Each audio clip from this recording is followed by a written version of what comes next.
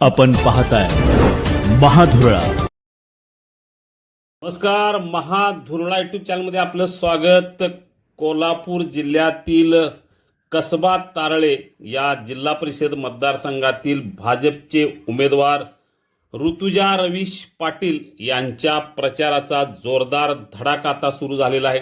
आज राधानगरी तालुक्यातील अनेक मतदारसंघाच्या प्रचाराचा शुभारंभ राज्याचे उच्च व तंत्र शिक्षण मंत्री चंद्रकांतदादा पाटील, खासदार धनंजय महाडिक, महेश जाधव, राहुल चिकोडे, उदयसिंग पाटील कौलकर यांच्यासह अनेकांच्या उपस्थितीत जोरदार झाला.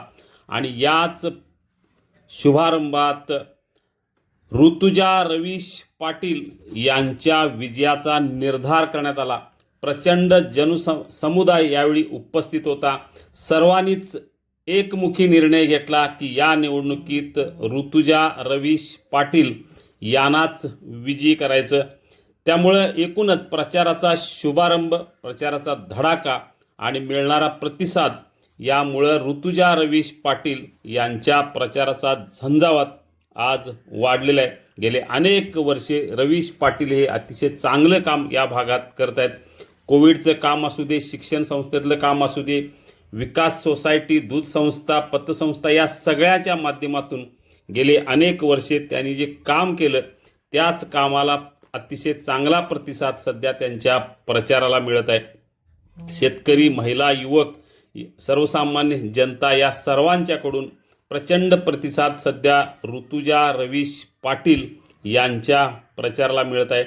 तुरुंबे येथील गणपती मंदिर येथे भाजपच्या उमेदवारांचा प्रचार शुभारंभ झाला आणि याच शुभारंभाला जी प्रचंड गर्दी झाली त्याच गर्दीने आता ऋतुजा रवीश पाटील यांना निवडून आणण्याचा निर्धार केलेला आहे. ऋतुजा पाटील यांनी आत्तापर्यंत घोटवडे, कौलव, बर्गेवाडी, भोपळवाडी, पिंपळवाडी, सिरसे, आवळी बुद्रुक, अनाजे, पुंगाव, शिरगाव, राशिवडे बुद्रुक, मुसळवाडी, कांबळवाडी, आवळी खुर्द यासह कसबा तारळे, कुंभारवाडी अशा अनेक गावात जाऊन मतदारांशी संपर्क साधला आणि सर्वच मतदारांनी प्रचंड मताधिक्याने आपल्याला निवडून देऊ असा निर्धार, असा शब्द या सगळ्यांना दिलेला आहे. त्यामुळं एकूणच त्यांचा आत्तापर्यंतचा संपर्क, त्यांनी केलेलं काम या जोरावर ऋतुजा रवीश पाटील यांना अतिशय चांगला प्रतिसाद मिळत आहे. देशात भाजपची सत्ता, राज्यात भाजपची सत्ता, आता जिल्हा परिषदेत ही भाजपची सत्ता यावी यासाठी ऋतुजा रवीश पाटील यांना प्रचंड मताने निवडून द्या असं आवाहन राज्याचे उच्च व तंत्र शिक्षण मंत्री चंद्रकांतदादा पाटील, खासदार धनंजय महाडिक यांच्यासह उपस्थित अनेक मान्यवरांनी केलेलं आहे.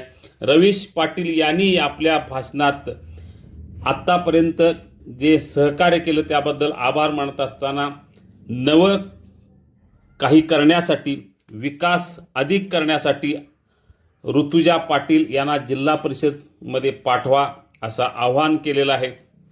आत्तापर्यंत ऋतुजा पाटील यांनी रवीश पाटील यांच्या खांद्याला खांदा लावून अतिशय चांगली कामं केलेली आहेत आणि याच कामाच्या जोरावर त्यांना अतिशय चांगला प्रतिसाद मिळत आहे.